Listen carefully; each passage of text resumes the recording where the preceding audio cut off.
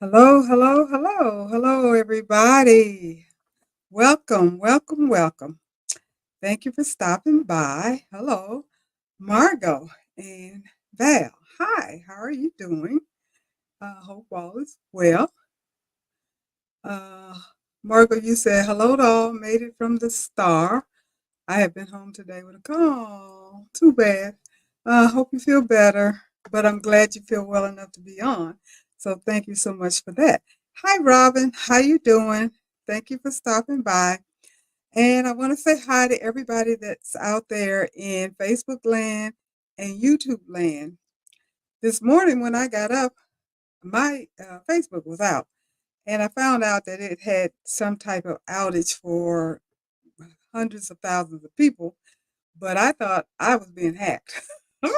I didn't know what was wrong with my Facebook, but my biggest concern was I wouldn't have it up and running for the live tonight because I do telecast or broadcast to Facebook as well as YouTube simultaneously. So I'm glad to know that Facebook did get back up and people are able to watch both at YouTube and Facebook. So I am very appreciative of that. I also want to say hi and thank you to everybody that will be watching the replay. As usual, um, I do get quite a few people that are unable to come into the chat or they decide not to come in the chat, whichever one, but they do watch the replay. So I'm very thankful and appreciative of that. So hello and welcome. Hi, Sue Davis. How are you? Thank you for stopping by. I do appreciate it. So tonight's going to be hopefully interesting. Let me get my little notes. I did some scribbling of notes today, so I didn't do any printed IA notes or anything like that. So I'm going to have to trust my memory and my scribbling.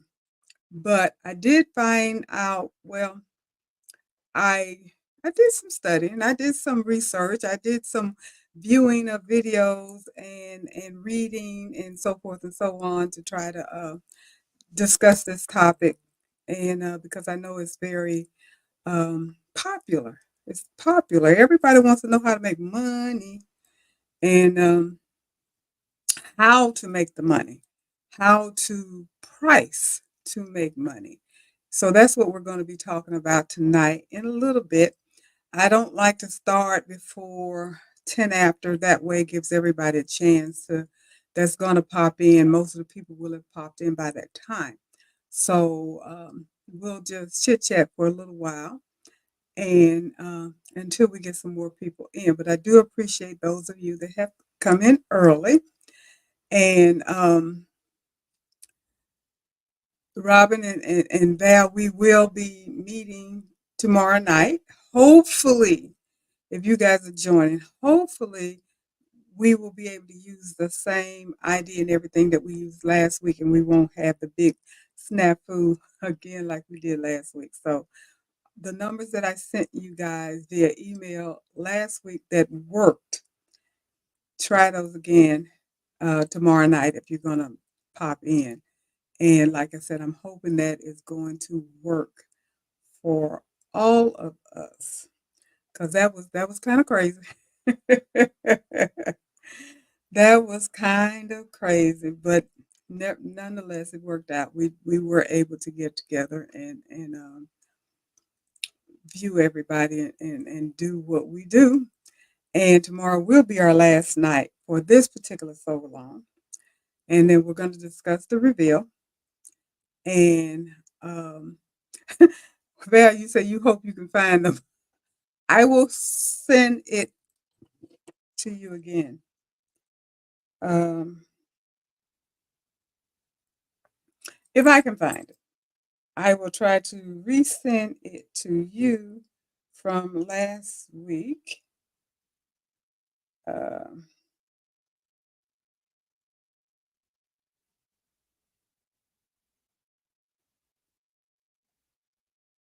I gave you the meeting ID. Let me see.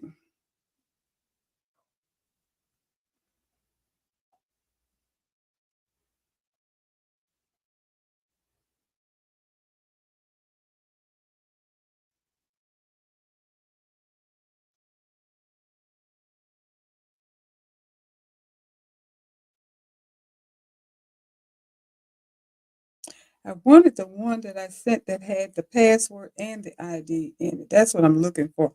I do see the one that just has the password in it, but not the one with the password and the ID. That's what I was looking for.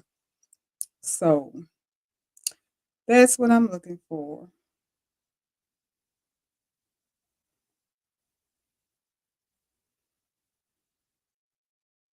Let me see if that pops up anywhere.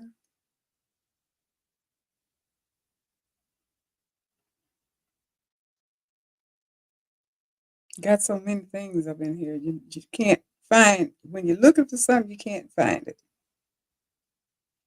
But I tell you what, I know once I get off the Zoom, I'll be able to pull things up. So I can't find it right now, but I'll be able to find it when we get off the Zoom. And sorry for you guys that popped in while I was doing it, looking for the ID number for tomorrow night for the sew along to pass on to Val. But um, I will be able to do that. So, hi Betty, how you doing? Thanks for dropping by. Hi Pearl, how are you? Welcome, welcome, welcome. Um, what time is? We got a few more minutes and then we will get started because I'm pretty sure there will be more people, and I'm sure there's more people that are watching that just haven't popped in yet. And I'm excited to tell you guys that I will be able to use a second camera uh, starting next week. So I might even, I'm not going to make any promises. The whole purpose of being able to put up a second camera is to be able to do some live demos and stuff. So that's my plan.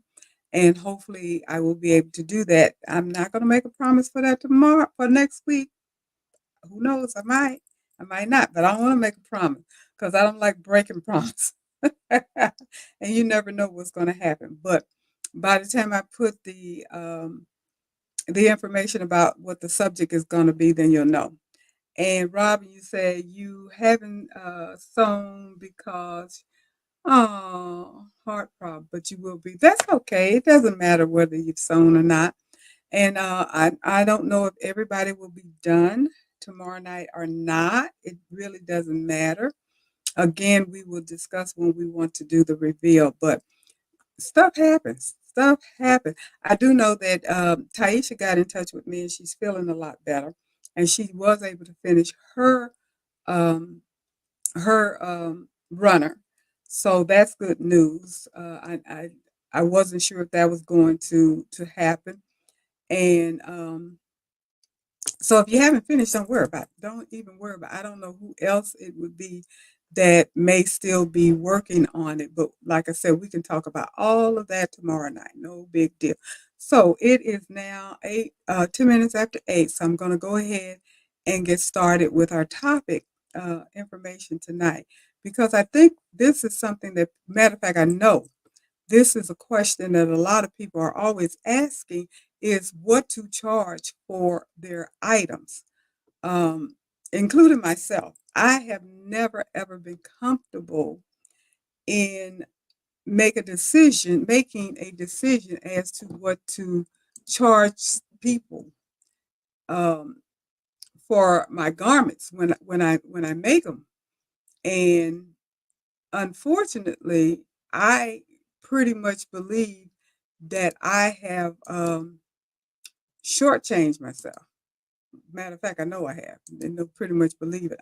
I know I have not charged what I should have been charging because um, you get that sinking feeling after the fact that you didn't, you know, you didn't really make any money. I mean, the sinking feeling is real because when you stop and look at what you actually got and what you actually spent, then you kind of feel like that was a giveaway right there.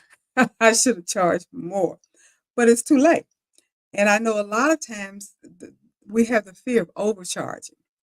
And because we have the fear of overcharging, we undercharge. And we make our customers happy, but we're not satisfied. And as I was doing my research because I know I had mentioned to you guys that I'm thinking very seriously about starting an Etsy shop, and that's one of the things that has been piquing my interest about sales and making money and pricing and stuff like that because that's something that you really need to be on point with if and when you open up any type of e-commerce or do a business. Um, you have to know how to price and what all of the information that I have read, everything that I have heard on videos and what have you, books that I've read, the Etsy book that I'm reading, the biggest problem that we have is that we don't value our time. That has been a consistent statement throughout all of the research that I've done is that we tend not to put a value on ourselves, our time. Because if you stop and think about perfect example, because I know most of us have had some type of automotive work done. If you take your car into an auto shop, be it a dealer or one of the other auto shops out here, to have anything fixed, including putting oil in your car, whatever the situation may be, when you get your itemized bill or estimate and look at everything and you look at the parts and all of that kind of stuff, and some of them may be high, some of them may not be very high. But when you get to that part that says labor, that blows you away because oftentimes the labor is what makes the bill so high. You may be spending $200 on parts, but you're spending $400 or $500 possibly on labor to put that part on. That's no different than what we do. What we do, our time is our labor.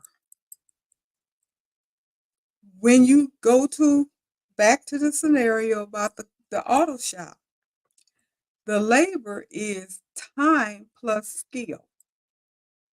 That's the reason you brought your car in because you don't know how to do it. Because if you did, you do it yourself and save money. I know my boys know how to do brakes, and my younger son that's in Florida knows how to do quite a bit on cars, and he saves a boatload of money doing it himself. And I remember several years ago, over 10 years ago, I remember living in Manassas, and I needed some brake work done on my car, and I took it to a shop in Gainesville. Won't forget. And I think they charged me $500 or something along that line for a brake job. And I was telling my son, and they flipped. They literally flipped because they said, Mama, don't ever do that again because we know how to do brakes. You should not have had to pay that much money. Either one of us can do brakes. My older son that's in the area can do brakes because my younger son taught him how to do it. And my younger son that's in Florida knows how to do brakes and what have you. And he said, I'd come up there and do your brakes. It'd be cheap.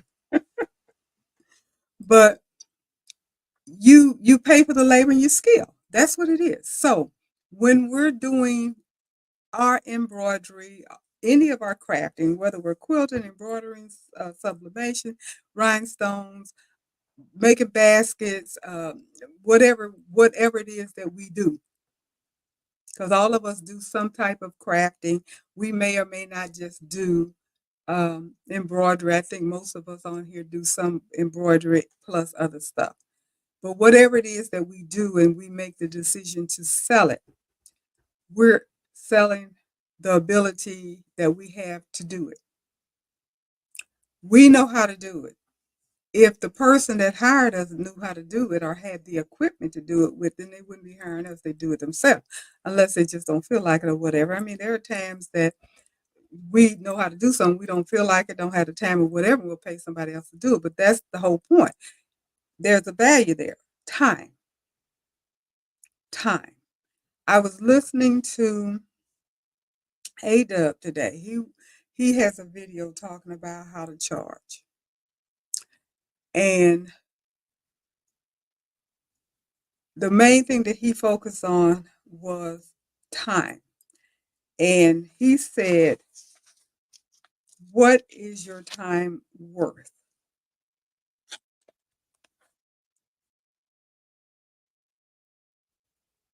Based upon your skill, based upon your experience.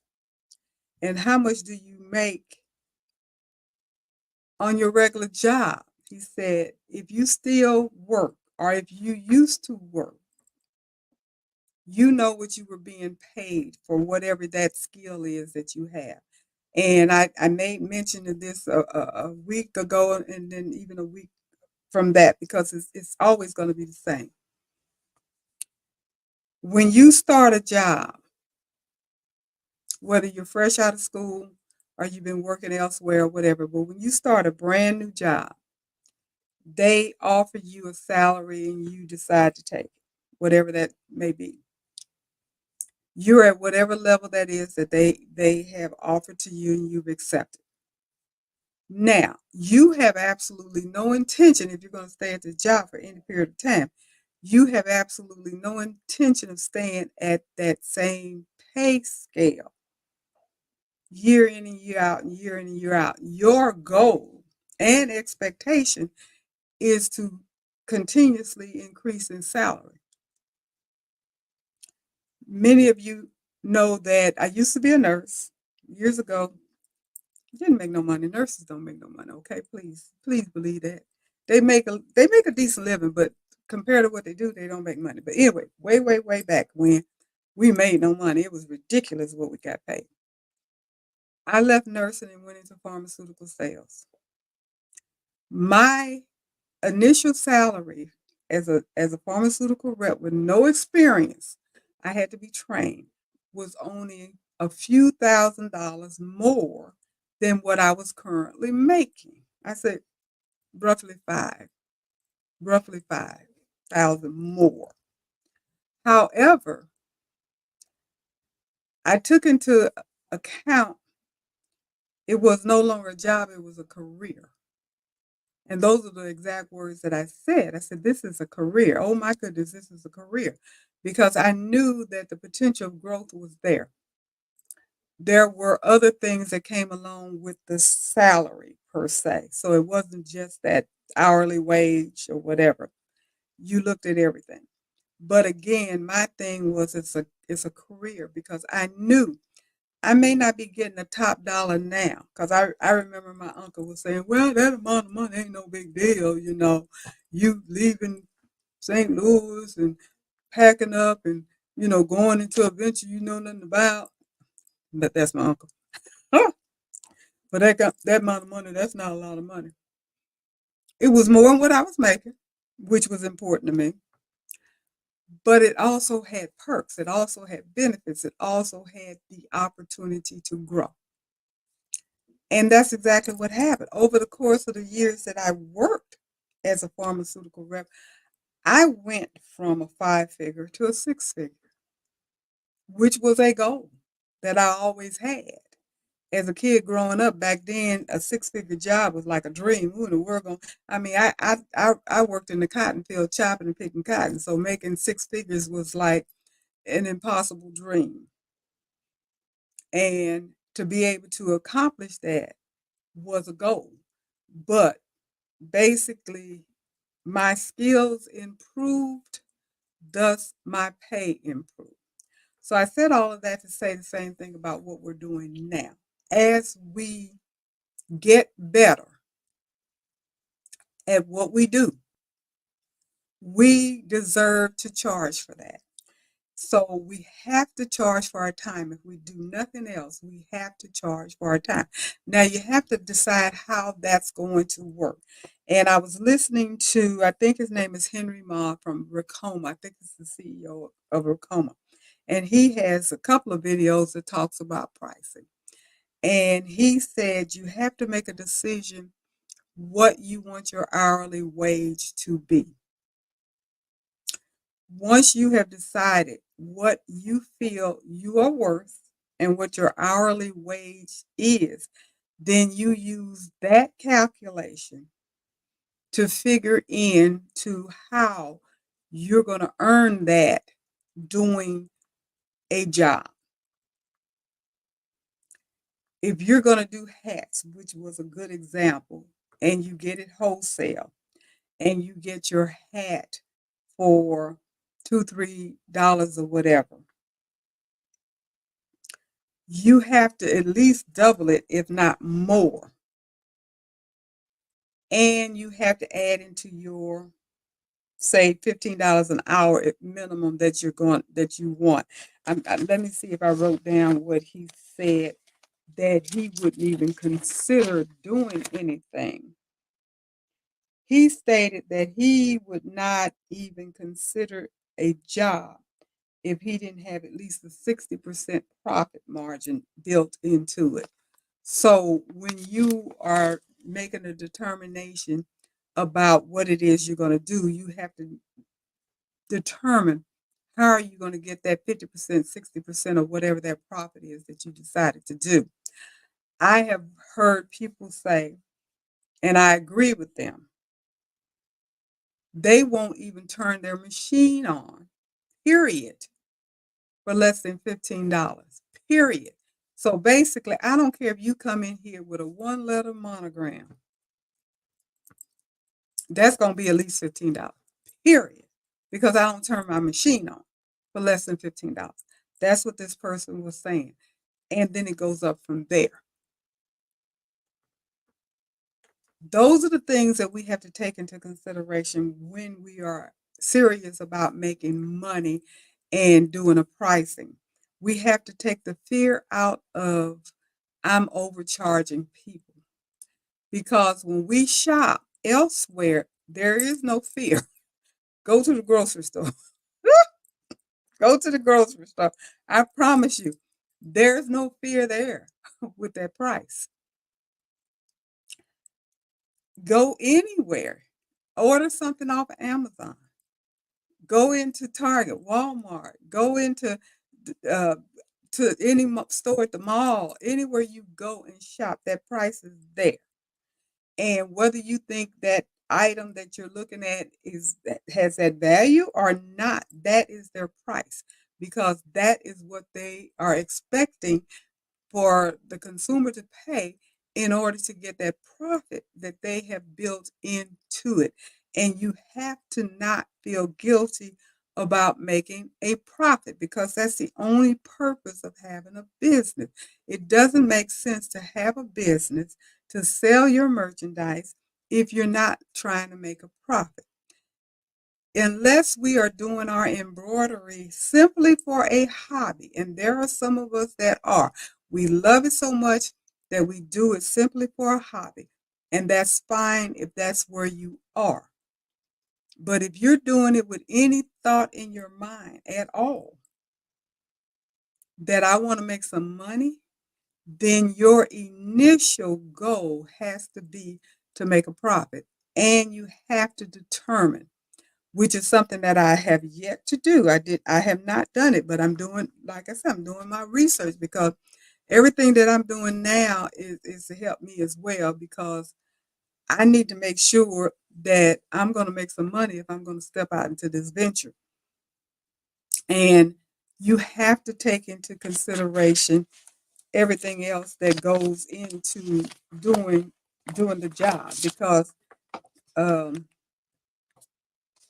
you have to use your thread. Even before you get to the thread, I talked about what your time is worth and your experience, and looking at how much you make now or how much you made when you were working, um, and how many hours it takes for you to do a job, and the experience that you're putting into it. These are the notes that I took. I told you I had to Work my way through my scribbling. But those are the things that Ada was talking about today that I was listening to. And what he was saying, how much time does it take you to do each job based upon your experience and your skill? And all of that matters. Also, your prices are going to vary. We all know that you can't charge the same thing straight across the board. You can't even charge shirts straight across the board because just because it's a shirt, something may be applique, some may be satin stitches, some may be bean stitches, some may be stretchy, hard to hoop material. Everything is different. So you have to take all of that into consideration. The designs that you're putting on. This, let me be very clear with what was stated today as well. And I'm kind of hopping around. Hopefully, it all comes together and makes sense. But I just wanted to make this part clear as well that was mentioned. That dollar per thousand stitch, throw that out the window. I never believed in it from day one. That's some old, whatever. But it is not realistic. It's something that gets passed down all the time because I've heard it from day one since I very first started embroidering, and it didn't make sense to me because you can have 5,000 stitches for a design and you can have 20,000 stitches. You can have 169. I've had designs that have had 30, 40, 50, 60,000 stitches. But I'm not going to charge you $60 for this, whatever it is that I did for you. That may be too much. Whereas the 10,000 stitches could be worth more than $10. So it never made sense to me to base your prices on that dollar per thousand. Some people even go up $1.50 to $2 per thousand. So if we get back to the 100,000 stitches, see where I'm going? If it's two, it doesn't. The math doesn't work. So everybody says throw that out the window. Don't even consider it. Don't even think about it. That is not the way to go. That is what makes people frustrated about trying to price because they're steady thinking about the old way that people were talking about. And it was suggested as a thought, not as a fact, that when this particular um, pricing strategy was mentioned, were they specifically talking about what to charge for the entire job? Or were they simply talking about what to charge simply for the thread?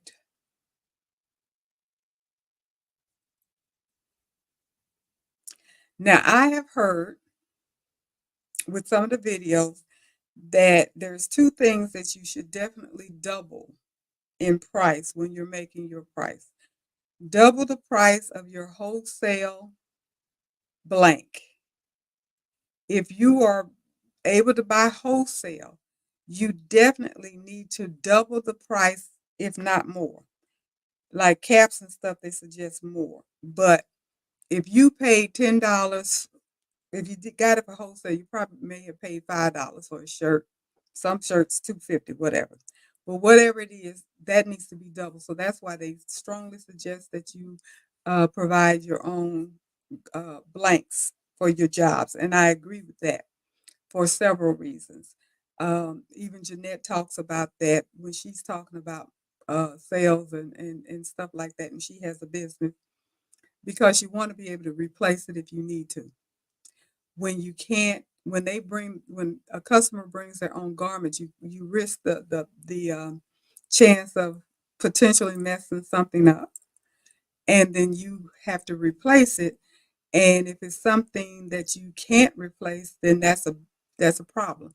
An example was made that what if you had a customer that went to Target or someplace and bought up a bunch of clearance shirts. All the shirts were on clearance. They got a bunch of them brought it to you to do embroidery. And the machine acts stupid, which it does, and messed up one shirt. You can't replace that shirt because everything was on clearance and they're all gone. You can't replace that shirt. So what do?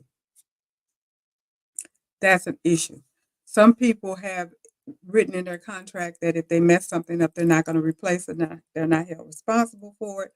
And they get people to sign it. Some if the people signs it, then that's fine. That's the way they run their business. Me personally would not feel comfortable with saying if I mess something up, I'm not replacing it because even though it was the machine, it's still me. It was in my possession. My machine messed it up. So I feel responsible. But if I can't replace it, I can't replace it. Again, if it's too expensive, if somebody brings in a $500 whatever or more and it gets messed up, that's $500 or more. I got to come up out of my pocket to replace. I just gave away the whole store because I ain't making no money. I don't know what I would have made doing the whole job. Couple of $1,000 maybe, but 500 of that couple of thousand gone. So I didn't make any money, not I didn't make any money. So that's a concern. That's a concern. But double your cost of your blanks, double the cost of the digitizing. Those are the two things that they say you specifically need to double if you're going to charge for digitizing. There are some cases where you may or may not want to charge for the digitizing, whether you had to pay for it or not. If it has a value, if you have a relationship with your digitizer and you don't have to pay or you can get discounts or what have you, but that digitizing would have definitely been $15-$20 if you paid for it, you still need to charge that $30-$40 for that digitizer. But then taking into consideration, if this is going to be a repeat customer, that's your setup fee, part of your setup fee. So they don't have to pay for that particular digitizing design anymore. If they come back over and over and want to have the Let's Chess logo or the whatever, it's something on the back, whatever the situation may be, and you have that digitized design that they've already paid for, they don't have to pay for that again. They only have to pay for a new design. Then you get the setup fee for that. So that's just kind of how that works, but it definitely should be an upcharge. And see, that's how you're getting your profits in there. If you don't do some upcharging, you'll never get profit. We like to look at, and when I say we, I'm talking about me.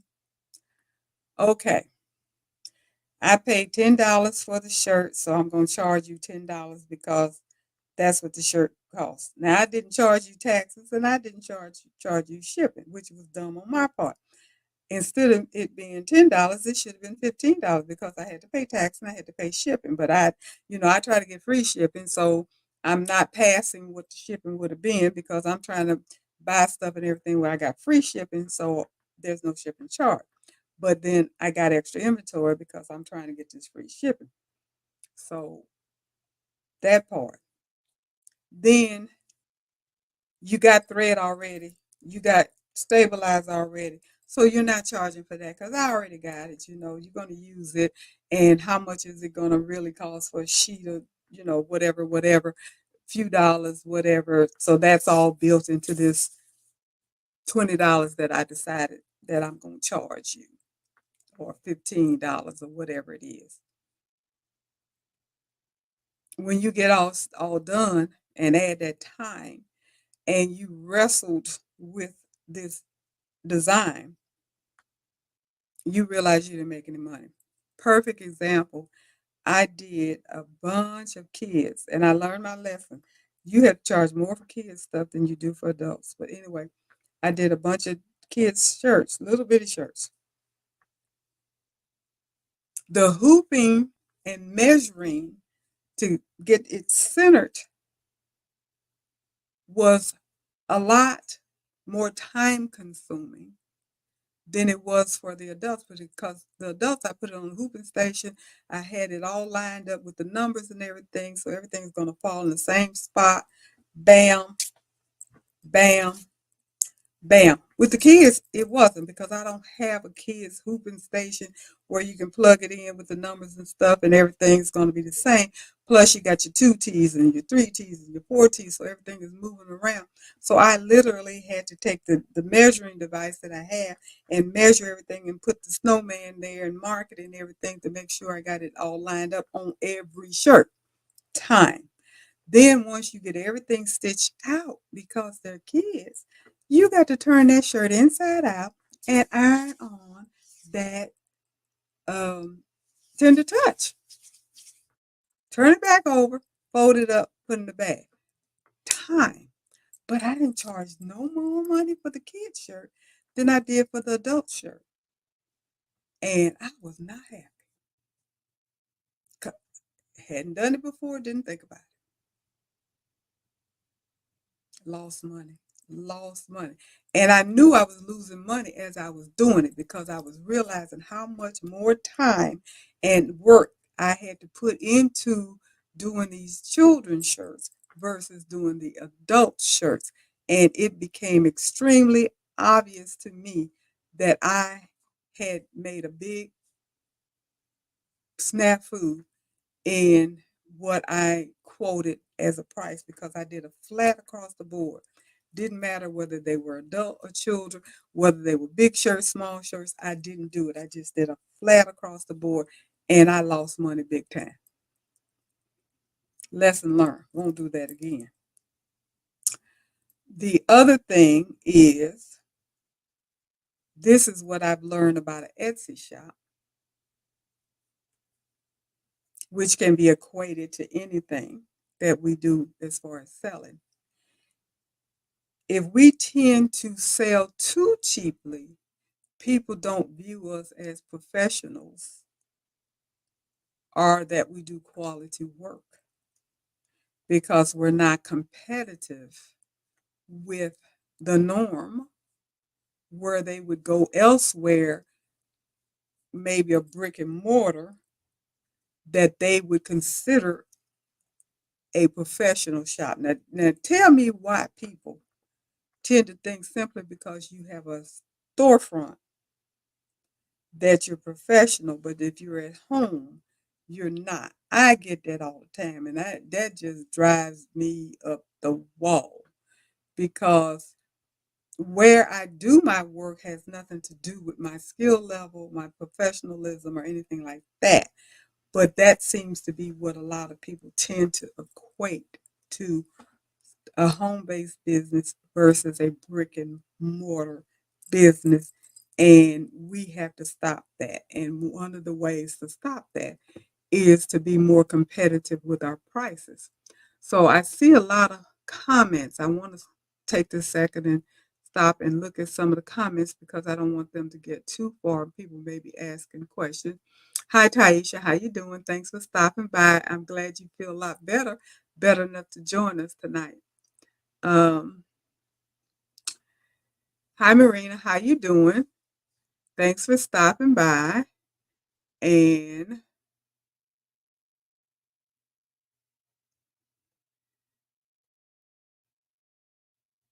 okay, I see everybody's welcoming Taisha back, because we are glad to see you back and that you're getting a lot better.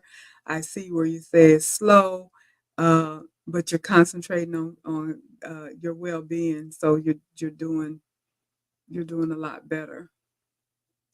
Doing a lot better. Okay, Marina, you're saying, I'm not sure I buy into the whole number of stitches as well. I know it takes up time on your machine, but I think applique with less stitches can also take up the same amount of time. Appliques take up more time because you got to cut them puppies out. And depending upon, I'm working, girl, I was crazy enough to decide I wanted to do these placemats to go along with my runner. And I got like 90,000 appliques on one little bitty square thing. I mean, the appliques ain't much bigger than your thumb. And you got all of these that you got to put on, take off, Easter eggs, put it in, take it off, cut it, all of that. Appliques take up more time. Less stitches, more time because you got to cut. And I can't cut it while it's still on the machine because I can't cut all the way around. I don't know if that's a left-handed thing or not, but I can't cut all the way around. So I always have to take my applique off, cut it, put my applique back on. So again, that's more time. Plus, it's a risk of messing up because you put it on upside down, start stitching. If you don't catch it, you done made a hot mess. But I digress on that. And Robin, you said, where are you? You said those little shirts are a mess for me to hoop. I charge quadruple. So you feel my pain. Kid shirts are not. If you guys don't learn anything else tonight, remember, you have to charge more for kid stuff than you do adult stuff because it's more tedious. They're smaller, you think, okay, less money. They're more tedious. So they require more money. Just keep that in mind. And again, appliques, because me personally, I think appliques is more time consuming than straight up stitching because you got to take those things off. You got to cut them and you have to make sure that you trim it around correctly or you done messed up and you got to start all over again. Because if your stitches don't catch or whatever, uh, it didn't work, you gotta do it again. So kids stuff are more expensive. Hi Carmen, how you doing? How you doing? Thank you for stopping by. You said you agree 100% with that statement. I'm not sure which statement it is, but I'm glad you agree. And you also say more products if you add the heat and bond. Yeah, yeah, and I do. Heat and bond. And now that we've been doing a lot of stuff, we've been putting the SF 101 on there. And then you do the heat and bond for your applique. And not only do you have to iron the heat and bond on, once you get it all done, then you got to go back and you got to iron the heat and bond to adhere it to the garment. So then that's another step. So kid stuff costs more. Charge more for doing kids stuff, not less, more. Lesson I had to learn, trial and error. Now I know. I do not charge the same price for doing something for a kid as I do for an adult. It's going to be more. Are they going to like it? No. Are they going to understand it? Hopefully, when I explain it to them, they will. But it needs to be more. And that's the other thing. People tend to not understand why you charge what you charge. Now, I don't believe that people will go to a brick and mortar embroidery shop and question them about their bill. Why you charge me this, that, and the other. They either say, yes, I'm going to pay it, or they walk out the door and try to go somewhere else. But they'll come to you and want to nickel and dime you, want to know why you charging this. How come this, how come that, and all that kind of stuff, because that's my charge.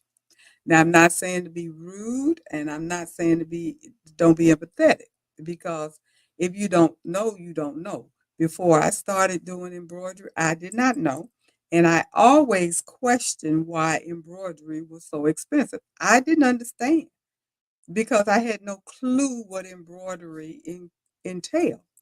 I didn't refuse to do it or complain about it or try to nickel and dime anybody because I didn't know anybody that did it outside of a brick and mortar store. But I do remember saying, wow, embroidery is expensive. I remember saying that, but now I know why it's expensive. Anything that requires a particular skill is going to be expensive, especially if it's a skill that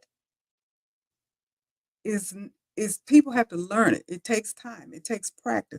You cannot go out, and a lot of people think they can. They'll go buy a machine and I'm in business. Don't work that way. You cannot go out and buy a machine, whether it's a single needle machine, multi-needle machine, or what have you, not even just a plain sewing machine, and start making money because you don't know what you're doing. You don't know what you're doing. You have to learn how to do it. You have to learn, and it takes practice. You're not going to get it the first time you do it. You probably won't get it the first 10 times you do. You'll figure out some part how to hoop. You'll figure out maybe some of the stabilizing issues. You may even figure out some of the issues if you have a thread break or whatever. And you may be able to determine how to put a design into your machine and figure out how to stitch it out. But did you do a good job? What does it look like? If you had an issue, did you know how to correct it without having to start all over from ground one? I didn't. I messed up a lot of stuff that could have been fixed, but I didn't know how to fix it. I didn't even know it was fixable. I know more about how to fix something now than I did last year, and even more from the year before and the year before because of practice and experience. So the more you do something, the better you are, and the better your garment is going to turn out. I mean, I've been able to recover a whole lot of stuff within the past year or so that I would not have been able to recover back when I first started because I didn't realize you could fix it, that it wasn't ruined. If it didn't come out the way I thought it was ruined. Even with the Peggy Stitch erase, I thought that if it didn't stitch right, when I heard about that, you could take it off and redo the whole. And it was not necessarily the situation, depending upon what kind of machine you had. And if you don't know how to use your machine, then you don't even know how to do that. You don't know how to go back and redo something. It had some skip stitches and some loops and stuff in there. And oh my goodness, because you needed to clean out from under your needle plate, or you needed to change your needle or whatever, and so it didn't stitch correctly. So you like, oh, the garment is messed up, when all you had to do is take care of that and don't unhoop it, put it back on there and restitch it. Cover up those skip stitches, hoops, whatever. If you've never, you don't know. You don't know how to even carefully move things around. I've been able to do that. Okay, well, it's stitched in the wrong spot. Let me see what I can do to fix this and get it where it needed to be. There it is. Now I can go. Get it back in the right spot. I didn't unhoop it. You don't know how to do those things without trial and error, without experience.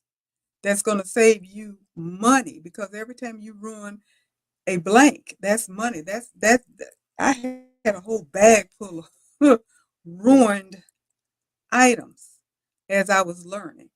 I remember Eve told us to get towels, and I bought towels, and I messed up a lot of towels because I practice, and you're still practicing. It's just like the medical field. They call it practice. This is your doctor's practice. Now that's scary to think your doctor's constantly practicing, but he is or she is. That's why they learn every day. That's why they had pharmaceutical reps go in because we were teaching them. You probably don't know this, but there are times, oftentimes, in the surgery suite, you have some type of medical rep in there that is not a doctor. They are a medical rep of some type, usually equipment, that's in there showing the doctor how to use their equipment while they're operating on you. You know that, did you? Because it's new equipment to the doctor. And it's that rep's job to teach the doctor how to use it. And the only way he's going to teach him how to use it is he going to teach him how to use it on the patient. You know that. Practice. When I was a nursing student, we went into real people's rooms.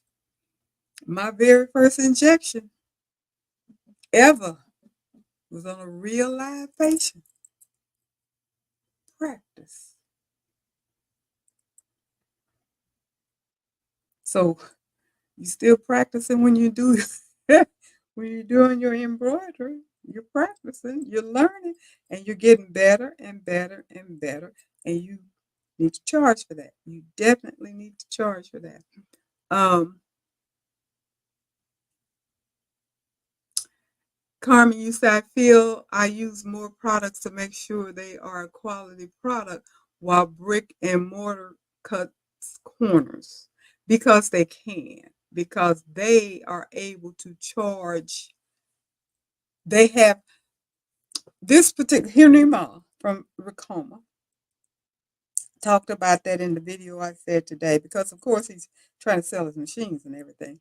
But he was talking about a single head business versus a multi head business. He used the example of 6 heads. If you charge $6, and my math may be horrible, but if you charge $6 for a hat per hour, and because you're doing that $6, a thousand stitches, and your profit when you do everything, your profit is going to be $15 when you upcharge on this, that, and the other. So the only thing you're getting, if you can do 10 hats per hour with your single machine, and your profit is $15, so that's $150 an hour, which ain't bad money. But if you have a 6 head machine, you can do 6 times 6 because you're doing 6 hats an hour, but you got 6 machines, so that's 6 times 6, if my math is correct. $360 an hour versus your 6 times 6 is 36 versus your 150 or 100 whatever. $15. $15 time. Then we get it's probably more than that because whatever it is, it's a lot of money.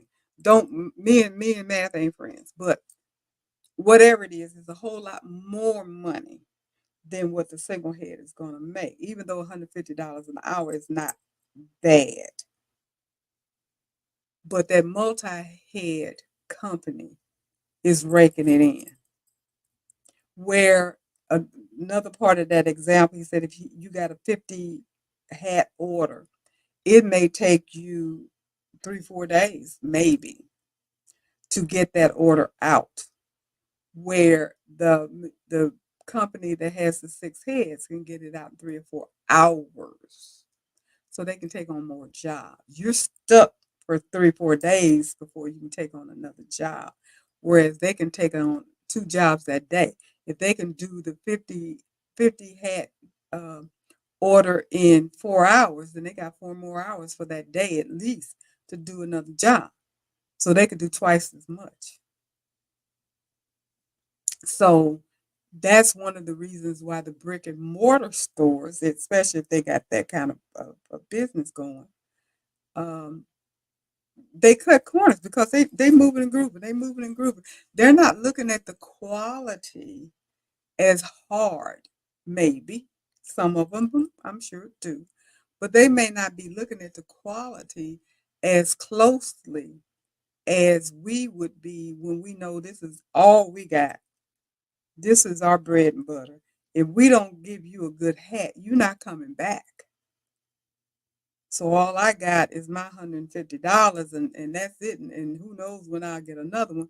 Whereas the 6 head company, they made those thousands of dollars that week, that day, whatever. They're good. And they got the sign out. And people know, okay, bam, embroidery store. I need embroidery done. Let me go in here. You don't have a sign out. You somewhere in a neighborhood, somewhere. You don't have a sign out. People have to find you, and it's harder. So that alone, in my opinion, is probably why you may get better work, which people don't think about, going to a smaller shop, like a home-based shop, than they would if they went to a bigger place. And then even those places aren't cheap because, like, um, lids, LIDS lids that do hats and they embroider on hats. That's all they do. Those hats ain't cheap, $30, $40. They're not cheap. And maybe some of them are 55. I've seen it. That's not cheap to me. $55 for a hat. Now you go to what is it? What is Fandango? That's the movie. What is it? Whatever the sport thing is, I can't think of it right now. But you buy a hat off of that site, you spending 30 some dollars just for the hat. Ain't nothing on it. You might get a hat that has something on it because I've ordered those. But the hats ain't. You get a blank hat, you get those Richardson 112s. You still paying $25, $30 for that hat if you getting it retail from that particular sporting store. I can't think of the name of it right now. Something with an F, I think. But yeah, they're not cheap. Um, Taisha, you said embroidery shops don't explain their prices, and nor do they explain what they use exactly.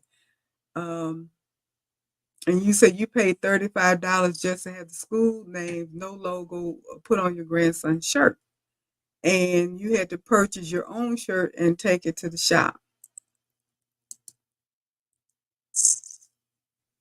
Uh, Marina, you said your LASIK eye surgery was practically free because the doctor needed to be certified on brand new lasers.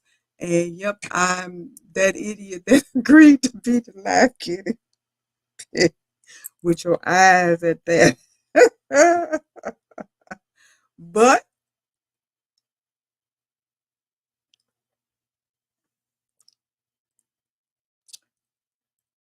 that's how it works. They have to practice on somebody. Hi, Carol. How you doing? Thanks for stopping by. No problem. You're not late. We're still here talking.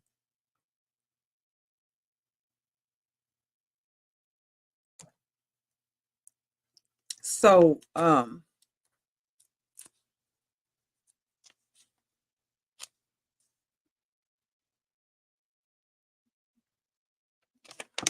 I know AW was also talking about doubling up everything, but he also said, which kind of goes along with what Henry Ma was saying, to pad your fee a little bit. You know, if you do your doubling, your digitizing, you're doubling your blank, and then you add whatever you think that hourly wage or that profit percentage should be, because it should be a profit percentage, is what Henry Ma saying. You come up with, you want to make $50 an hour. I think that was what he said, $50 an hour.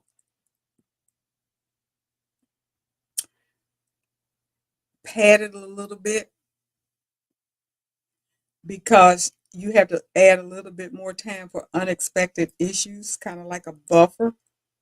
Because again, when you're looking at what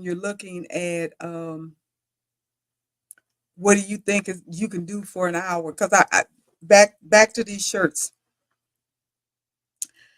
I looked at how long it took me to stitch out the logo on the shirts, and I estimated that I could do X amount of shirts in a day if I kept myself going. And I made sure I had two hoops so I can always be ready to go. I hoop one, stitch, hoop, and it was just a constant movement. So it was very little downtime in order to get this big order out. in a timely manner in the time frame that I had promised that it would be done. And it was based upon how many things that I could get done within an hour. Another lesson, I didn't add the buffer time and I had issues. I started having skip stitches and loops. And then I also had this extra time for the kiddie stuff, the lining up, getting it centered and stuff. Didn't add any of that time. So once I got to the kids, my time frame, I could do less in a day. So that made my day go longer because I still wanted to accomplish the goal of getting everything done within the time frame I had set. So instead of me doing a 8, 9 hour job day, I was doing a 10, 11, 12 hour day. Didn't do a 12-hour day, but I was doing at least a 10, 11 hour day because I tacked on a few more. Because you got to give yourself time to have lunch, take a breather, go to the bathroom, all of those kinds of stuff. You just can't keep rolling, rolling. I'm not at the age where I can roll like that. I used 2 years ago, but I can't roll like that. I got a break. But nonetheless, I still had figured out I could get X amount of shirts done within a day. But again, I did not take into consideration how long it was going to take to work on my machine. You got broken needles, you got threading issues, you have, I ended up with some bird nests like crazy. I had the timing error, I had the wiper blade error, all of that. And at that particular time, I did not know what was causing it because I did not know what was causing it. I learned. Now I know when I get those kind of errors how to rectify them, but that was a learning experience that I had to learn, and it happened during a job, and probably because I was doing so many. But, having to take things out, clean it up, changing it, I did all the troubleshooting stuff and it still didn't work, troubleshooting still didn't work, and kept doing, doing, doing. But that's taken away from my hourly time that I had said I was going to do. So did I make the amount of money per hour that I thought I was going to make? No, I did not.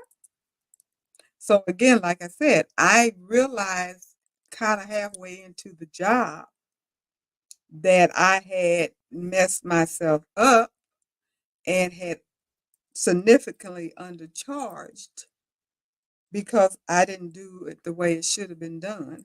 Like Jeanette recommends highly, and please listen to that. Find out all that you have to do. Do your research when you have a customer come to you with a job and find out what it is that you have to do and how it has to be done, what you're going to need, and how long you think it's going to take to do it. You got to do your test runs, all of that kind of stuff before you can give them a good price. And you got to build into all of these cushions that I mentioned. You need to double up that your blank charge. You need to double up that digitizing charge. When you do your setup fee, and you must have a setup fee when you're doing a job, that initial job, which will include your digitizing fee, whether you paid for it or not, and you're setting up your file because you need to set up a file for this person. So if they ever come back, you know exactly what you did for them, what color threads that you use, what kind of stabilizer you use, even how many stitches it was, how long it took.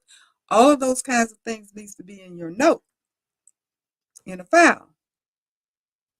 So if they come back for that same thing, you can even take pictures, take samples, all of that. You need a picture of your design. You need to know what that name of that design, have that design filed up under their name, all of that kind of stuff, so you'll know.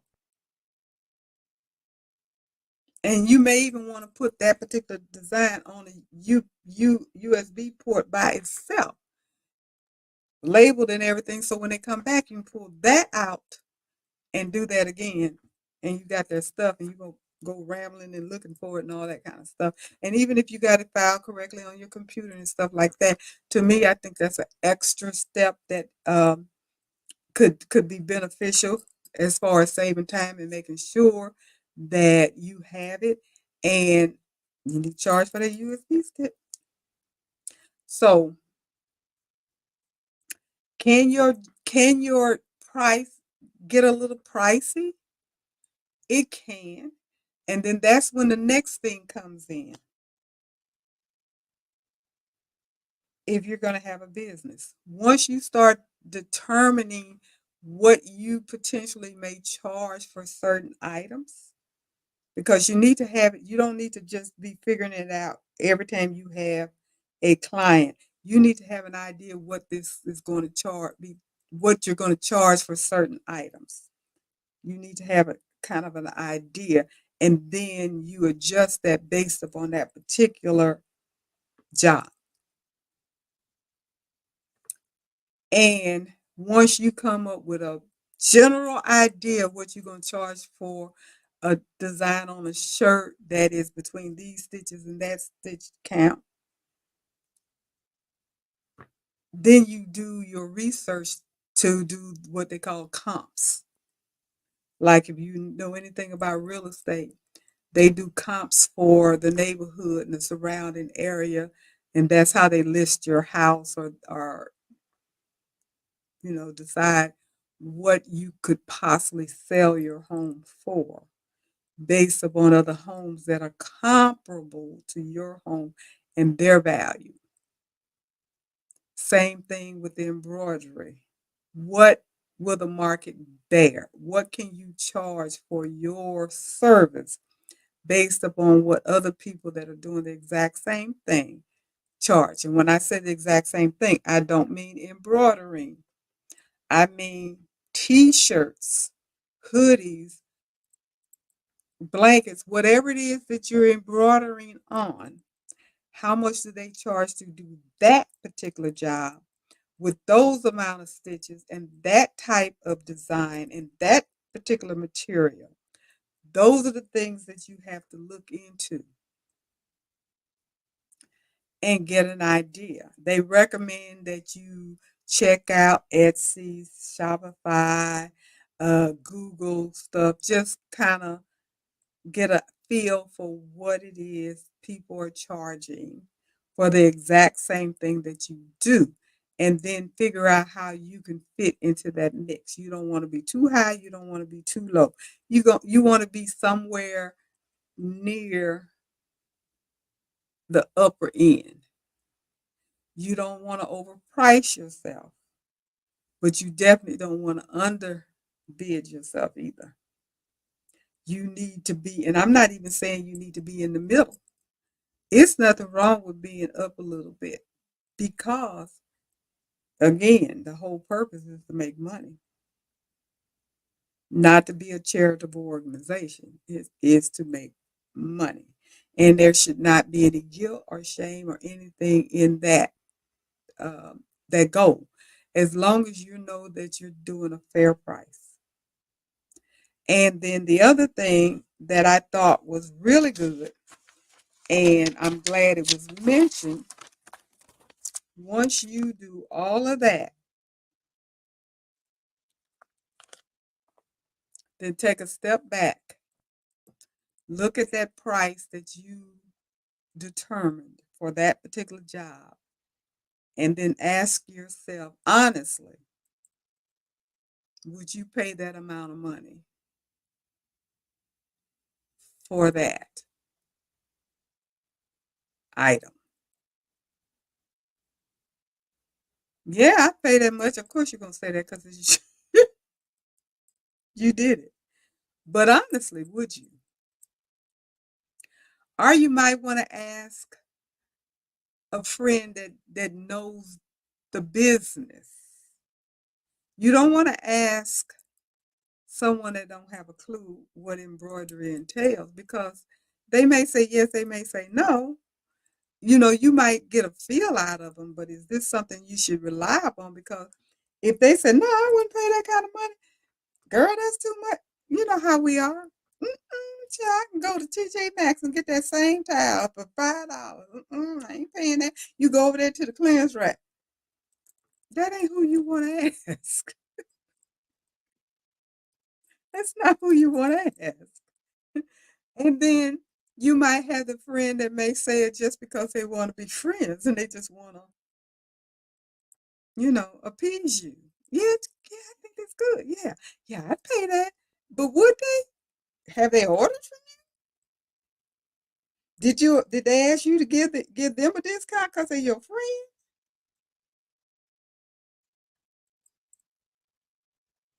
So you want somebody that's going to be honest. I don't know what the formula is to get somebody that will be honest, other than somebody that knows the business. Now I know when I was reading about Etsy and all of their stuff, they have forums. And I know we belong to groups and forums and what have you. And part of it is to learn how to manage our business and our craft and stuff like that. And I mean, you could possibly ask that question, and I've seen people ask the question, well, what would you charge? What would you charge? And sometimes I've seen really good answers. And sometimes I've seen answers that are ambiguous.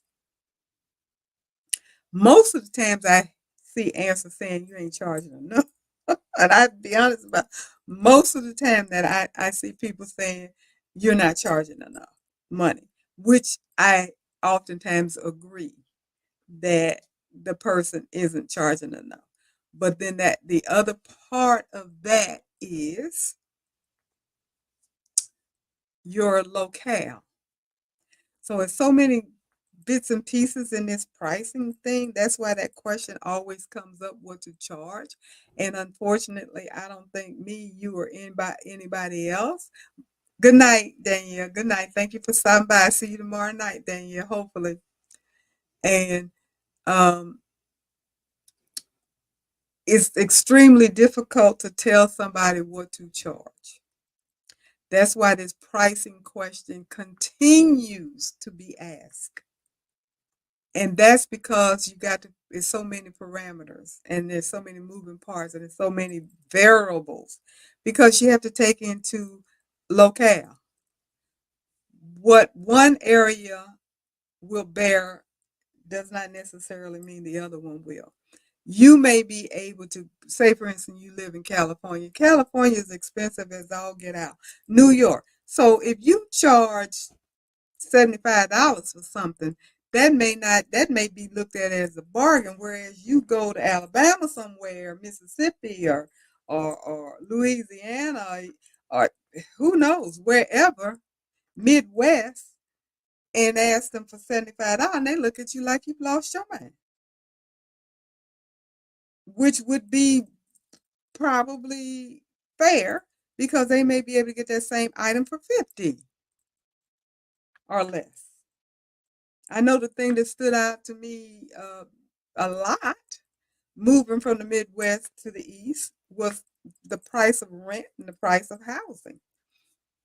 When I left the Midwest, I don't know what it is now because I haven't been there in years, but when I left the Midwest, housing and rent and stuff like that was and this was before pandemic too, way more affordable than what I noticed once I got out here. And it's like, oh my goodness, I can get this kind of house for this kind of price. I can get this kind of house for that kind of price. My house didn't cost me this much money. My house was bigger. And my house was this, that, and the other. Look at this house and how much it cost. Da, da, da, da. That was extremely obvious to me. But it's locale. And even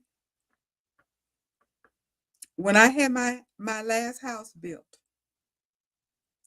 that exact same model cost a couple of $100,000, seriously, more in a different locale in St. Louis County versus where I lived in a different St. Louis County.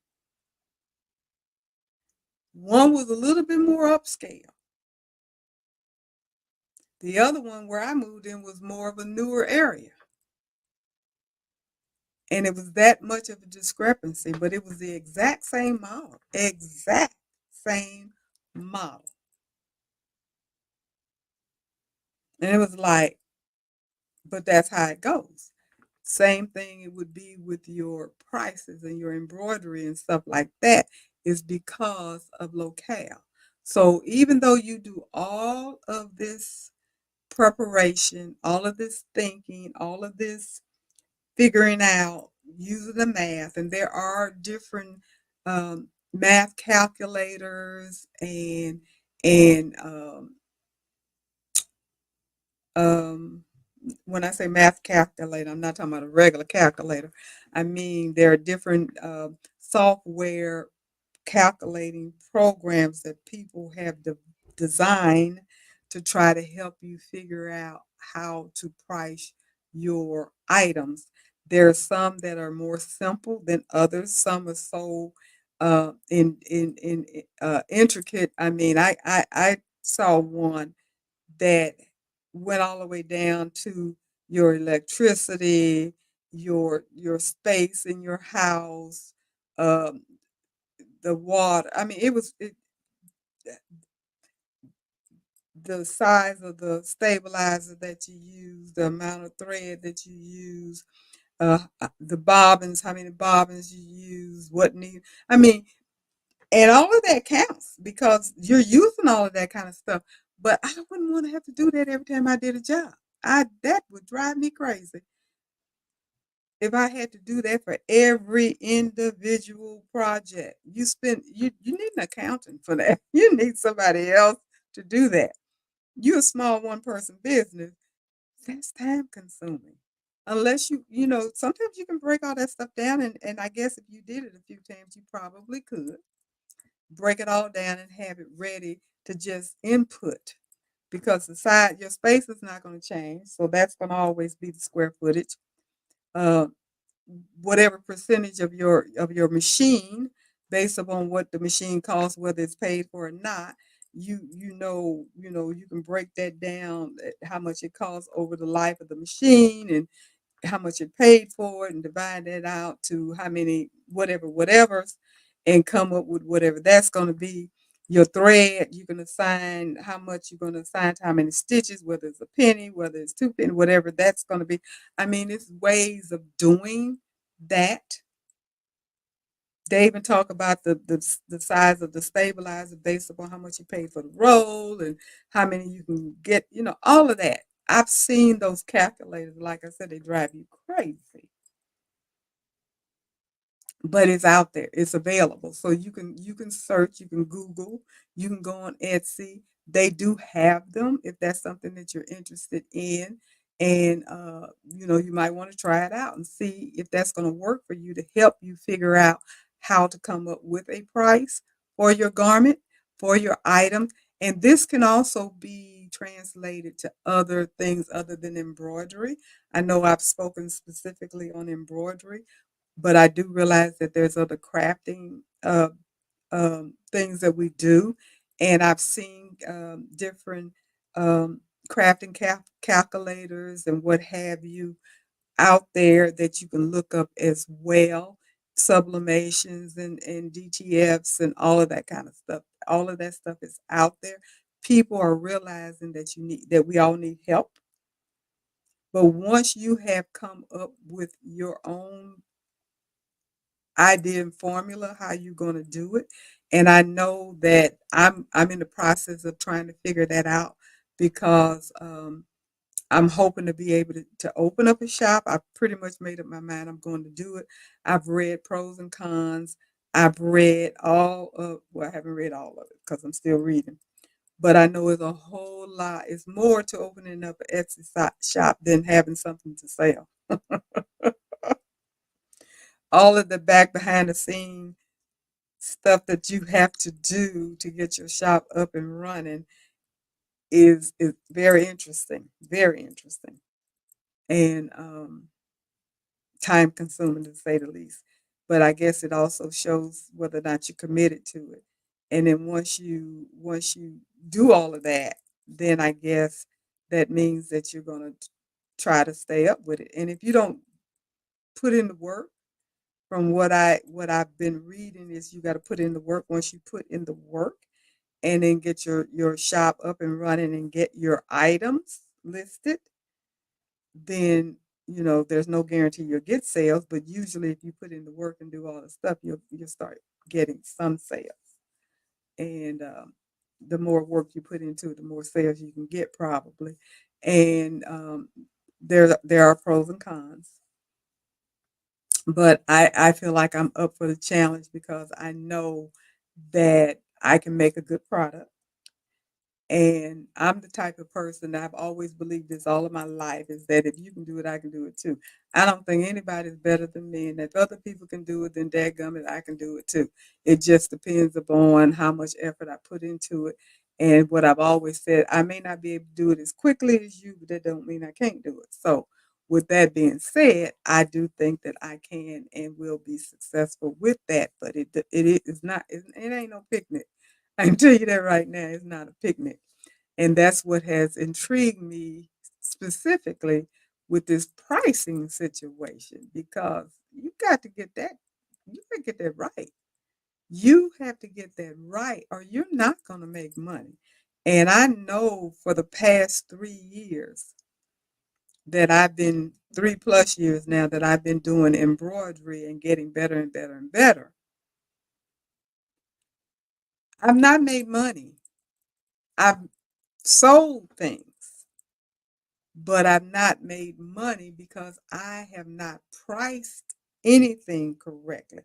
I don't even think I priced ma- my mask when I was making masks um, for the pandemic, and I probably wouldn't have done as well as I did do because I did okay, but I wouldn't have done as well as I had done had I not listened to another business owner, the lady that she used to cut and color my hair in Florida. I went to her, loved her, miss her, and she was one of the people that were encouraging me to sell my masks because they thought they were super cute because I started off making my own designs for myself because I had no intention of selling masks. I had no intention of making masks until the pandemic because I got my machine just before the pandemic. And then when I became an essential worker, I was like, okay, well, I got to wear a mask, make it cute. So I did. People liked it, thought it was cool. So it went on that way. But she said, well, you need to make masks. I said, okay. Well, I said, what? I don't even have a clue what to sell them for. So she said, what do you think you should sell them for? I said, oh, about $10. And she said,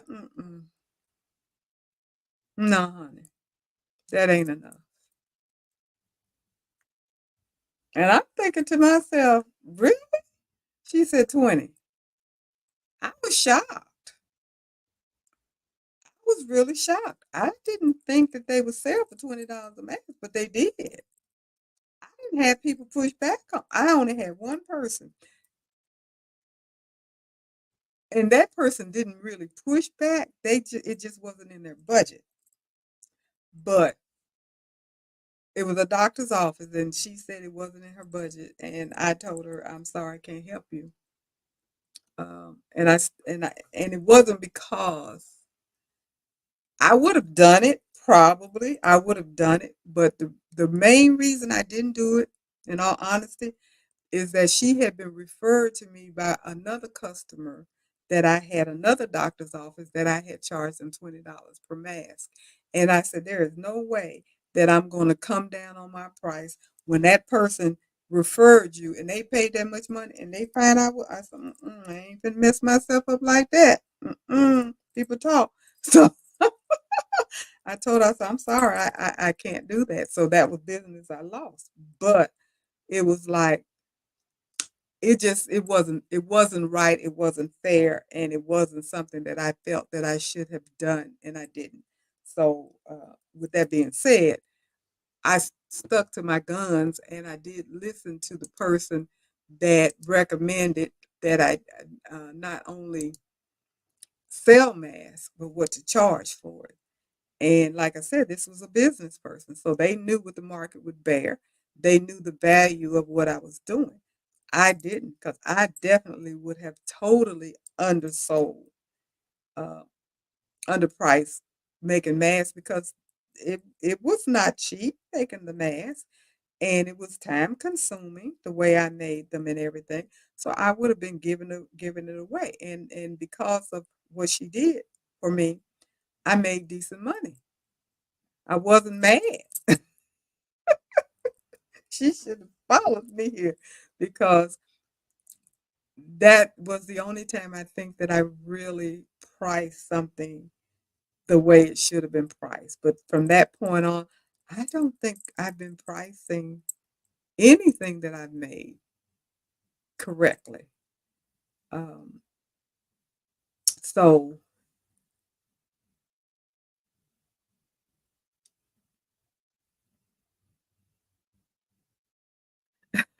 Carol, how many of us started our sewing journey with the mask? Me for sure. Uh, that was my intro into embroidering for well, embroidering really, because like I said, I bought my SE 1900 for a hobby. Honestly, I just simply bought it in February of 2020, just before a month before it was announced, the pandemic was announced and everything pretty much shut down. Well, it didn't shut down initially because I was still going out and about and stuff like that when I started with the mask. I don't know exactly when it shut down. Was it when did it shut down? Because February, March, April, probably April, May, whatever, whenever it shut down. But anyway, we had to wear masks, and I that's what I did. So yeah, Carol, that was the way it was. We all got into this love, I guess, for embroidery and making a little change, I guess, with the mask things, and then it has grown because even when I started doing masks, I also started doing t-shirts and I tried my hand at children's stuff, which was a complete fail. I did one as a gift to one of my doctors, and I thought I had done a grand. Girl, I looked at that mess later on and saw what I had done, and I'm so glad that I didn't try to sell it because it was not up to par at all. Hell, I didn't know that it wasn't up to par. I was spank brand new. I had no clue what I was doing. And I was just like some of these other people. I have an embroidery machine and I'm gonna sell. I'm gonna make some money. That's what I thought. I did not realize that you just can't get an embroidery machine and start embroidering and thinking that you're good enough. If you can get the design to come out and look right, then you're good enough to sell it. But if you're not stabilizing it correctly and all of that, and I was using the no tear stabilizer like I always heard. If you wear it, don't tear it, and that kind of stuff. But it was obviously too thick and whatever. You could see it through the shirt. Ah, it's a hot mess. The design and everything was cute, but you got this big old square up here that you can see through the shirt. No, where that? That's why I do no show mesh to this day. I do no show mesh. You're not gonna see you're not gonna see the stabilizer through the shirt. Period. That's not gonna happen. But anyway, you don't know and you learn. And I didn't even use any tender touch back then because I didn't know. I mean, it was a lot of a lot of stuff that I didn't do. But I did do some towels. I did do. I was using a single needle machine, but I was doing stuff with that machine. I did a design on the back of a pair of jeans, and that was a struggle, but I did it, and I was happy as a lark that I was able to do it. And everything I made, I took pictures. I was so um, proud of what I did. I was taking pictures of everything. And now I do it and I'm trying to sell stuff and I can't remember to take the pictures. That is just so because I'm busy. I'm just doing it. I'm busy. I'm done with that. I got my next project. I'm busy. I'm done with that. I got my next project. I don't take any pictures. I said, that is so stupid. Why are you not taking pictures of your work? You didn't used to take pictures of your work all the time. So I definitely have to get back into taking pictures because you got to have all these pictures for your Etsy shop, and they got to be on point. And so I'm like, I got to figure out how to become a photographer because I am not. But I got to figure out how to take good pictures where they're going to show up good and all of that. I'm gonna have to get some pointers from you, Leslie. I'm gonna have to get some pointers from you. And you, Sue, you said you either. And how many of you guys out here, or is there anyone out here that's interested in a Etsy shop at all? Can you put it in the comment? I'd like to know who is interested in going that route, whether it's Etsy, Spotify, or any of the e-commerce platform. That are you interested in getting into sales at all like that? Um, I'm curious to know. Because if you are, I would love for us to kind of powwow together. That would be so cool. We could kind of, who knows, even do a Zoom powwow or something. But yeah, see if you're interested in anything like that. Because it's a lot to learn, but the opportunity of making money is definitely there. People make money all the time. Everybody doesn't get rich off of Etsy, but I do think people do make a decent I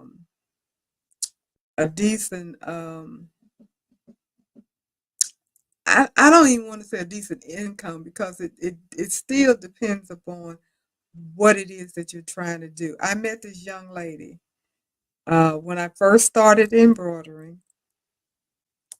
She was in a Joanne, and it had to have been in Florida because that's where I had my machine. So it had to be a Joanne in Florida. And they had a Viking and Husqvarna little store within the Joanne, and she was a salesperson or a rep salesperson within that store inside of Joanne. I don't know if anybody's ever seen a Joanne that did that, but this Joanne did. And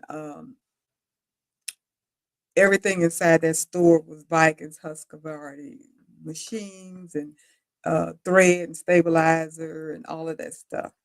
And I was so new, I was green as grass. But anyway, she was in there one day, and I saw her making these key fobs, and they were so cute, and she was using cork.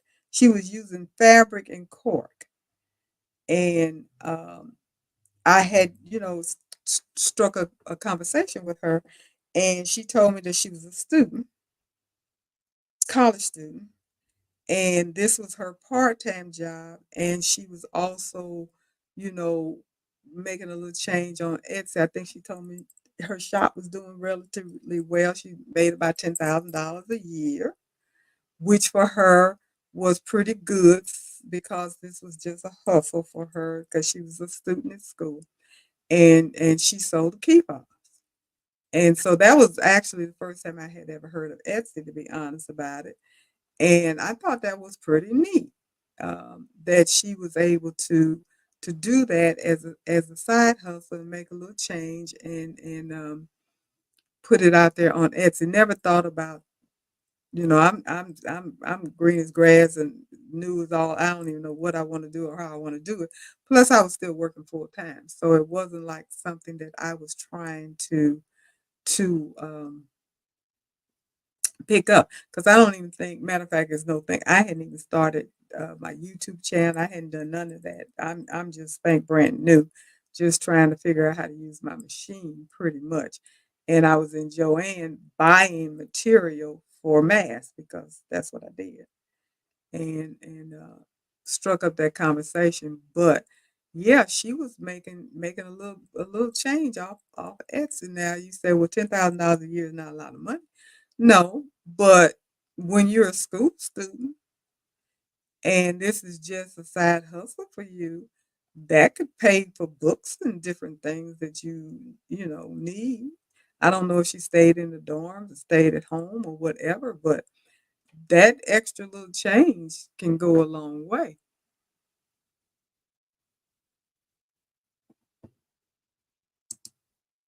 Leslie, long day was Super Tuesday, but closer to funding another another baby. Okay, you work tonight.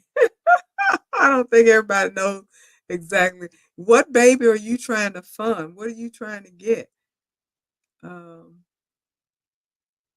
I'm just curious because you're like you say you're working towards funding another baby. Baby, I'm pretty sure she means equipment.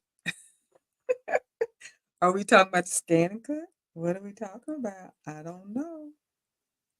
I don't know. But thank you for stopping in. Yep, scan and cut. I had it. I had hit the nail on the head. Well, yeah, you're getting closer to funding that scan and cut. That's good. That's good. That is good. You will get it, and then we can talk about scan and cuts and stuff. But yeah, I don't see anybody putting anything in the chat about Etsy or anything. So I would have to assume that means that no one that is here on here that's chatting in here is remotely interested in. I'm the only crazy one. Okay, you're also selling some bunny baskets. Okay, that's cool. I did some bunny baskets, but I didn't do them to sell. But I did bunny baskets too. And Taisha, you say you're going to love the scan and cut. Yeah. So yeah, I jumped on the bunny basket wagon just to see if I could do it. Didn't put any feelers out there to sell because I decided that I wasn't going to invest in any of them with the hopes of selling. So I started to go back and get some more, and then I changed my mind. I said I'm not doing that. I'm not doing that. Maybe I should have. Margot, you said not for now. Yeah. And I understand. I understand. I have had, and what has really motivated me, I have had several people ask me if I had a shop. I've had, even Jeanette has said to me several times that I need to have a shop. She said, "Girl, you could put that on your shop. Girl, you could put that on your shop. Girl, you could do." And I was like, "Know about that." And I've had people ask on the live if I had a shop. Had people ask me on Facebook as well as my YouTube channel several times if I had a shop. And I don't know if that means that they would be interested in looking at my shop and buying some. I don't know. Maybe they would. But people keep asking me if I have one. And of course, I keep saying no. But I'm constantly putting stuff out and showing people how to make this, that, and the other, and so forth and so on. So I'm saying, well, maybe I should. And I definitely want to make more money. Definitely. Because my YouTube channel is growing. Thank you very much. Appreciate that. But not growing fast enough, because I'm not really getting a lot of an income. You have to be up there in subscribers.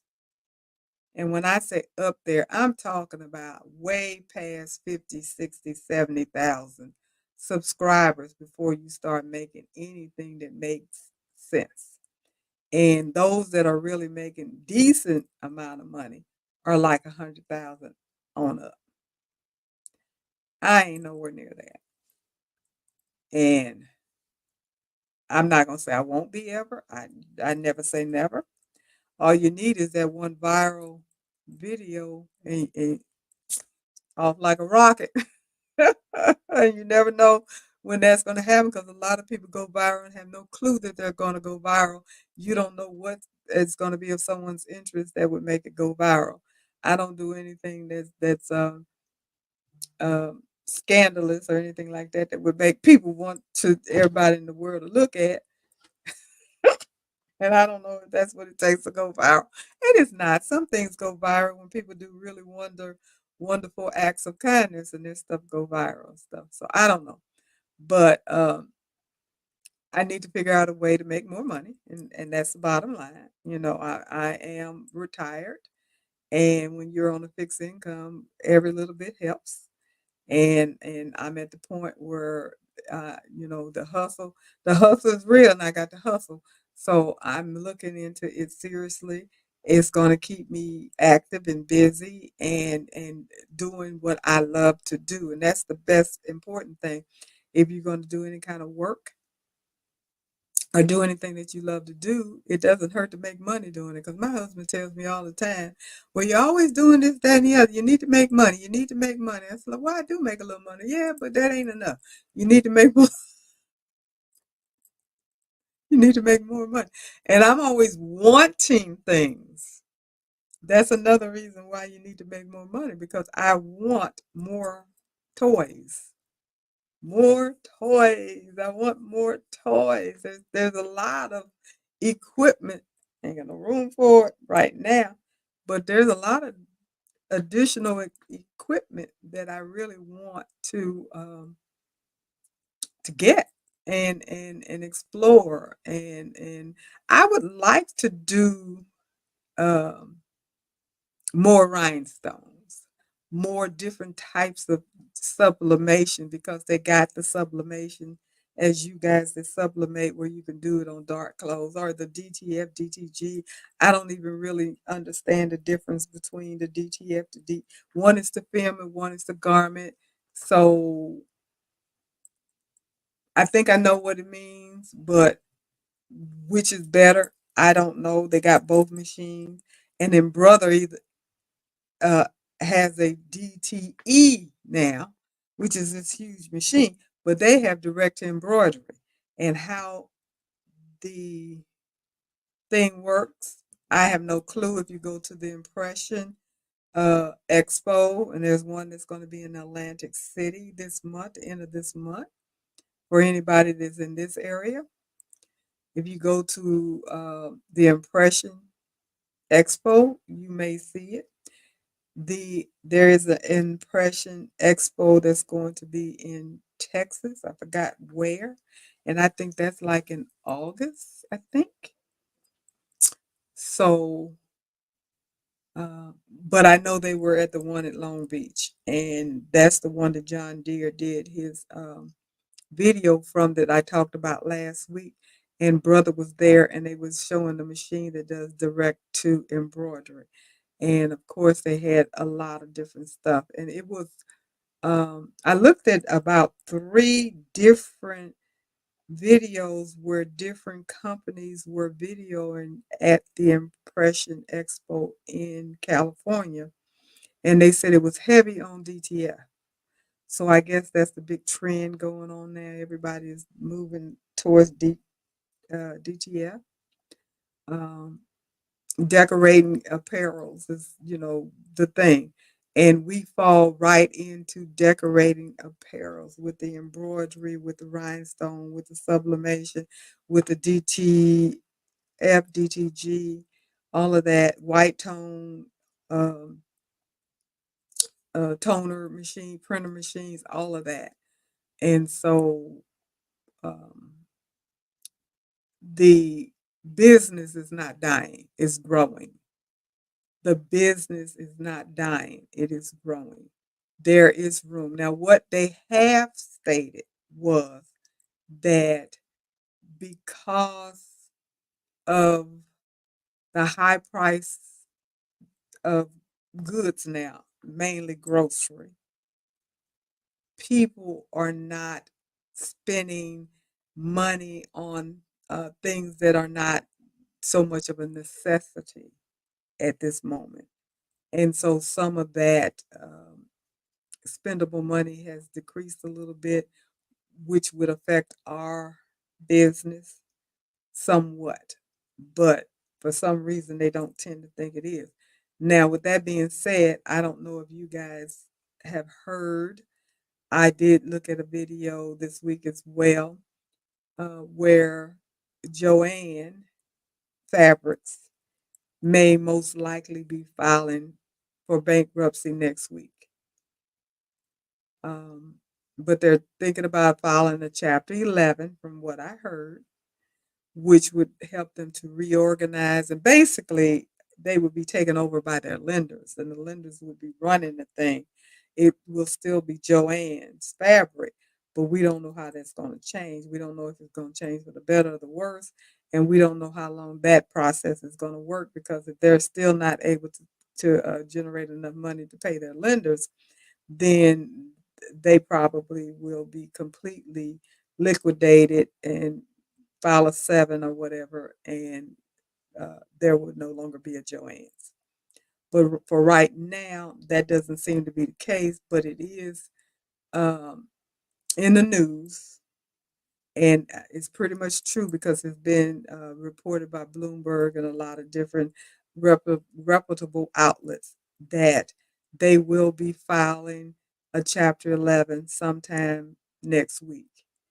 Uh, so uh, just don't be shocked or surprised if you hear about it, see it, or if you start noticing some type of significant change in your Joanne store, be it for the better or the worse, because I don't know. Hopefully, they will not get any worse. I put it that way, because hopefully they will not get any worse, because my Joanne is not that good.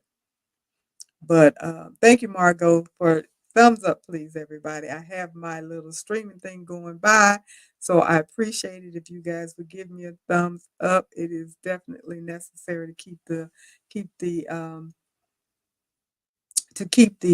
channel going, both my live and my channel.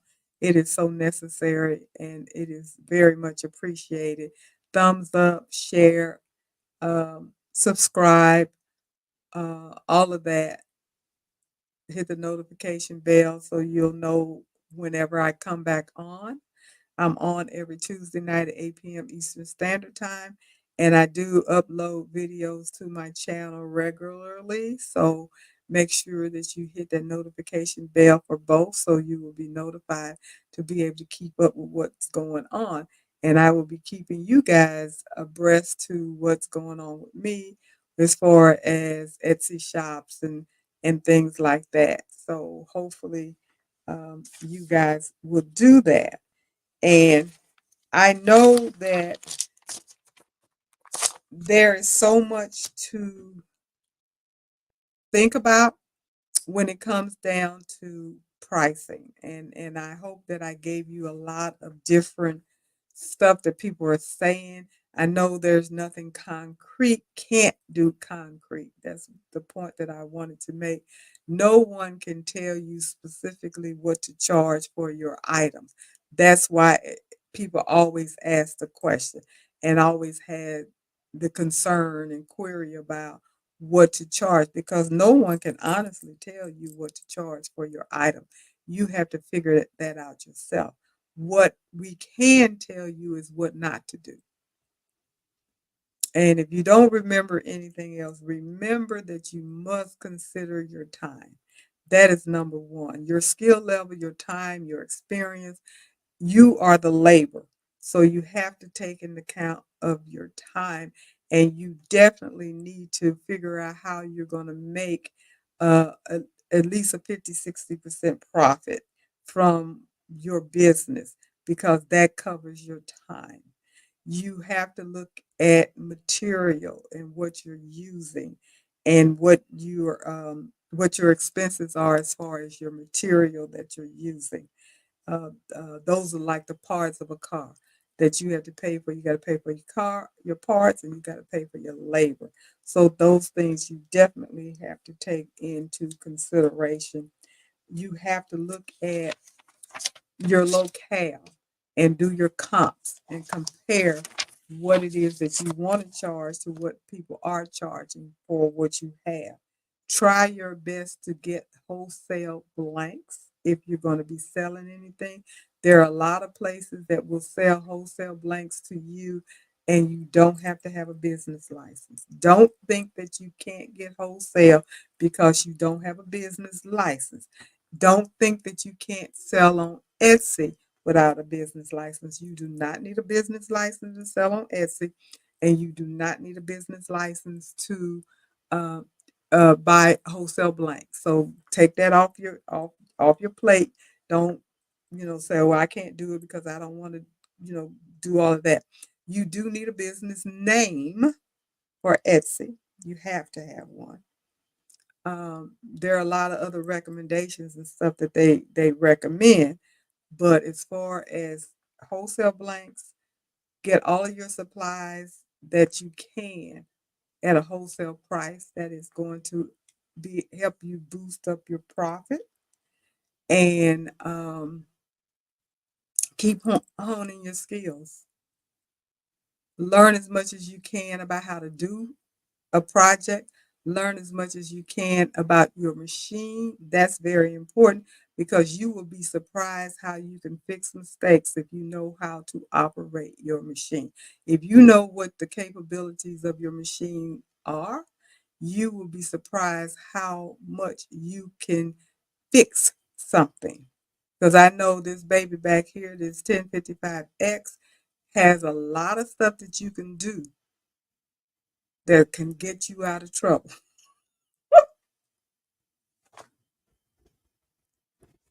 What the heck?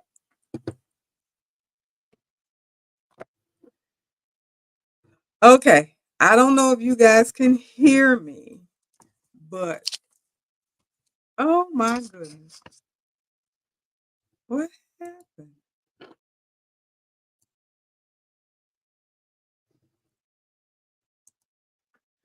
Well,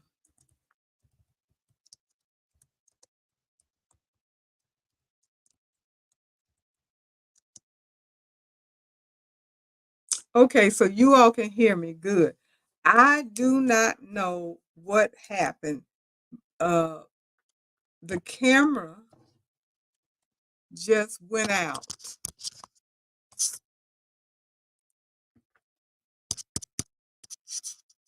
and I don't know why. That's crazy.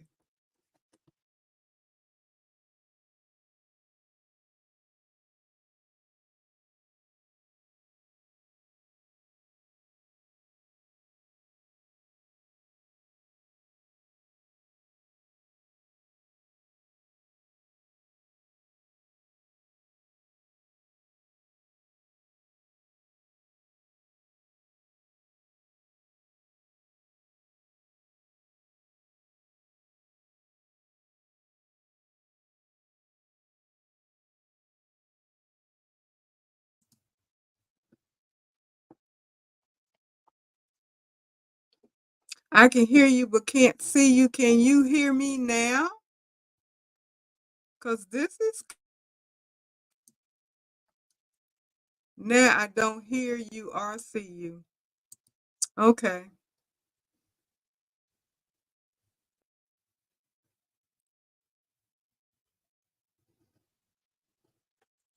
Can you hear me?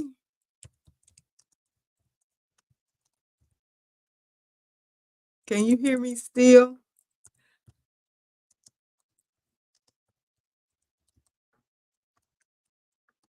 I hear you again. Okay, you can hear me, but you can't see me because I don't know what happened to my camera. I don't know if an error occurred. Wait a moment and try again.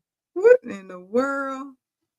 You know, this happened last week, and I don't know why it happened. But I have to say, it decided to happen right at the end, which is good, instead in the middle like it did last week. So I'm glad that I'm assuming you guys can still hear me. Because this is crazy. This really makes me mad. I have to tell you. And I don't know if that means I'm gonna have to get a new camera or what, but because it has gone out and it is 4 minutes to 10, I am going to go ahead and sign off. I hate that we're signing off like this, but I'm gonna have to get in touch with Streamyard to see if it was them or what happened, but I'm thinking it's probably my camera. Can't swear to it. But let me say good night to everybody. And thank you for stopping by. I regret that my camera went out. I'm just glad it went out towards the end. Okay, you can't, Tisha, where are you at? Okay, thanks for the wonderful information. Good night, everybody. Okay, well, I'm going to say good night to everybody. And hopefully, I'm going to have um, a camera tomorrow night. So I can't wave good night to everybody, but I can say good night. Hopefully, you can still hear me. And with that being said, you all take care, be safe, and I will talk to you guys next week, either with a brand new camera, something that works.